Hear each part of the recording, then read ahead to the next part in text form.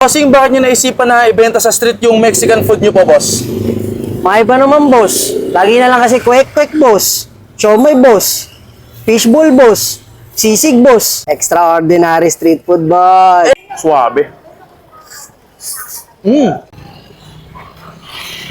Extraordinary street food ang akin natagpuan na nag-o-offer ng Mexican food sa murang halaga. Sa halagang 44 pesos mo nga lang ay may 2 slice ng quesadilla ka na may kasamang masarap na garlic and spicy sauce. 48 pesos naman sa kanilang soft taco at meron din sila ditong mataba at malaking burrito na sa sobrang laki. Aba, boss, di kasya sa bibig mo yan, boss. Ito nga ang successful antojitos na sa loob ng 3 taon ay may 12 cards na sila at 1 physical store. At ito nga ay pagmamayari ng isang 26 years old na naniniwala sa salitang diskarte. Naniniwala ka, bossing, na yung success ng business mo dahil sa diskarte mo?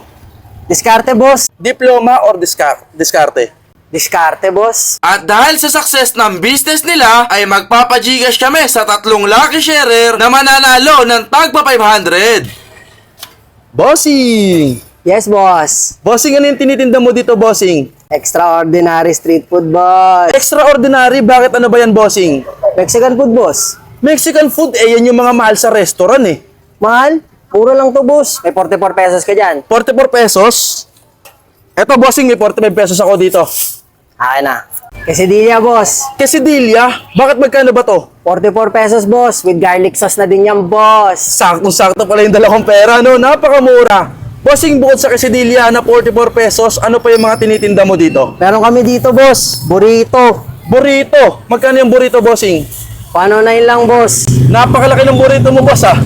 Malaki yan, boss. Di kasya sa bibig yan, boss. Ano pa yung in-offer mo dito, boss? Meron kaming bag of chips dito, boss. Bag of chips. Oo. Ito. Ito yun, bossing, ito. Yes, boss. Pero pwede magdala ng sariling chips dito. Pwede sila magdala ng sariling chips. Pwede rin po yung provided din po namin. Lalagyan po namin ng antojitos toppings, boss. Ayun o. Bossing, may nakita ko dito, soft taco. Magkano yung soft taco mo, bossing? Soft taco, boss. 48 lang, boss.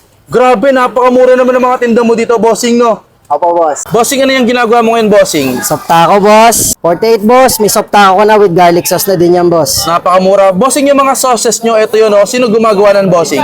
Timpla po namin ng misis ko yan, boss. Timple ng misis nyo po. Opo. Ayun o, para mga homemade sauce din talaga, no, bossing, no? Yes, boss. Kaya siguradong masarap.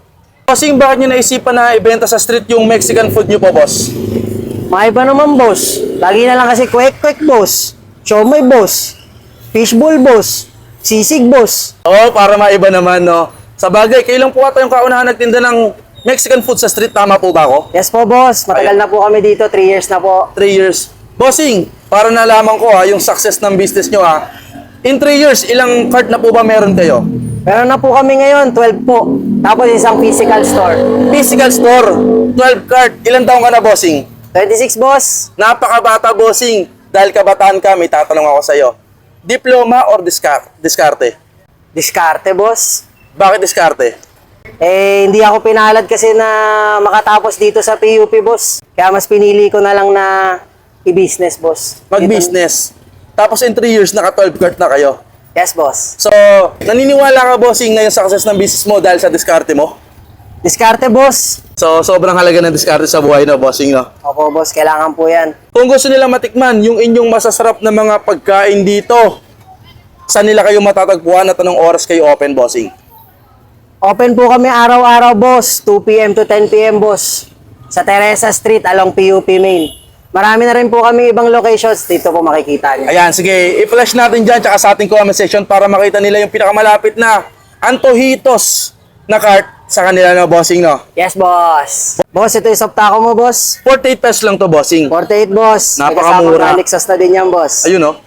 Burrito, boss. Eto na yung burrito mo, boss. Yes, boss. Malaki yan, boss. Grabe, ang laki ng burrito mo, bossing, Aba, boss. Di kasya sa bibig mo yan, boss. Masarap ba yung mga pagkain nyo dito, bossing?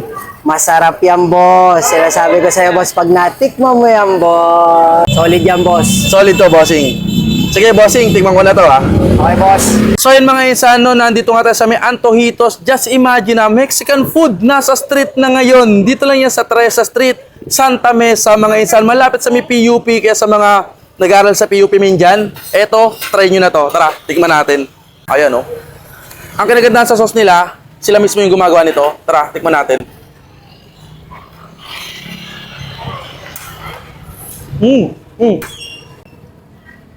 Hindi tinipid. Sarap ah. Grabe. Just imagine, 48 pesos, nakakain ka na ng Mexican food, panalo ka dito.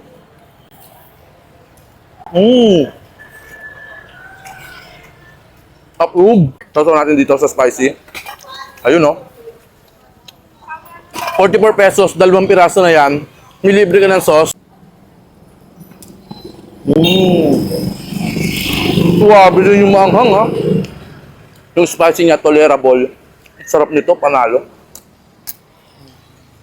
Dito na tayo sa pinakamalaki at pinakamasarap na burrito. Ayan oh. 109 pesos. Kung nahawakan nyo siya ngayon, ang bigat nito, baka kahit malakas ka kumain, di mo to kayang ubusin. So tara, buhos natin yung sauce. Burrito sa street.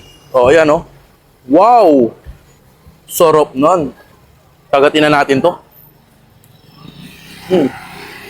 Grabe. Tama si Bossing. Sa sobrang laki, hindi kasi sa bunganga mo. Ang sarap nito. Panalo yung sauce. Suwabe.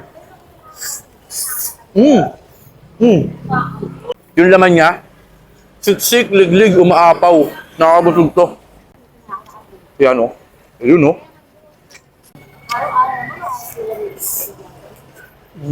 So yun mga insan, na meron nga po palang 12 na cart yung Antojitos, tapos may isa na silang physical store. Just imagine, 26 years old lang yung nagmamanage. Ito si Sir Bossing. Ayun, nakakain pa ng burrito. Oh. Salamat ni Bossing dahil sa kanya, nakakain tayo ng Mexican food sa murang halaga. Tapos quality yung lasa. Sarap. Ayun, oh. Quality.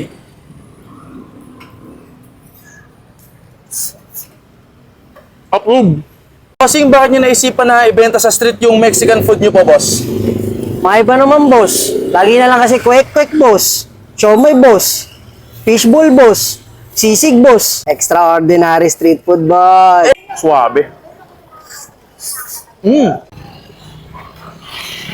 Extraordinary street food ang akin natagpuan na nag-o-offer ng Mexican food sa murang halaga. Sa halagang 44 pesos mo nga lang ay may 2 slice ng quesadilla ka na may kasamang masarap na garlic and spicy sauce. 48 pesos naman sa kanilang soft taco at meron din sila ditong mataba at malaking burrito na sa sobrang laki. Aba, boss, di kasya sa bibig mo yan, boss. Ito nga ang successful Antojitos na sa loob ng 3 taon ay may 12 cards na sila at 1 physical store. At ito nga ay pagmamayari ng isang 26 years old na naniniwala sa salitang diskarte. Naniniwala ka, Bossing, na yung success ng business mo dahil sa diskarte mo?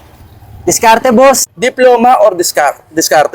Diskarte, boss. At dahil sa success ng business nila, ay magpapagigas kami sa 3 lucky sharer na mananalo ng tagpa 500. Bossing! Yes, boss.